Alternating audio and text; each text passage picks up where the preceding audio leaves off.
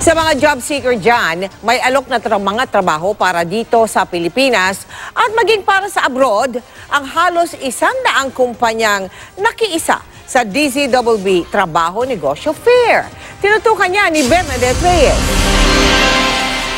Nakapila ang 65 anyos na si Jesus Bora Jr. sa DZBB Trabaho Negosyo Fair. Nagbaka sakaling mahanap na ang swerteng may ilang taon na ring hinihintay buhat na ma-layoff sa pinapasukang kumpanya sa Qatar. Basta kaya pa, basta at least you are being physically fit. Nasa halos 100 kumpanya ang kasali sa job fair. Naghahanap ng call center agents, promo merchandisers, medical, sales at customer service representatives, mason, drivers at receptionists para sa Pilipinas at sa ibang bansa. Bukod sa mga naghahanap ng trabaho, pwede rin magpunta rito ang mga may katanungan o kailangan sa Philippine Statistics Authority tulad ng birth o marriage certificate, NBI clearance, PhilHealth at pag-ibig.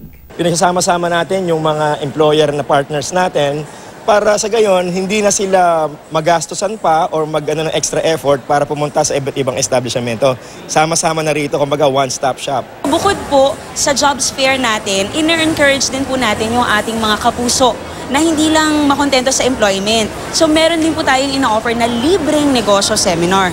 Hanggang bukas ang job fair mula alas 10 na umaga hanggang alas 5 ng hapon sa Robinson's Place, Las Piñas. Bernadette Reyes, Nakatutok, 24 Oras.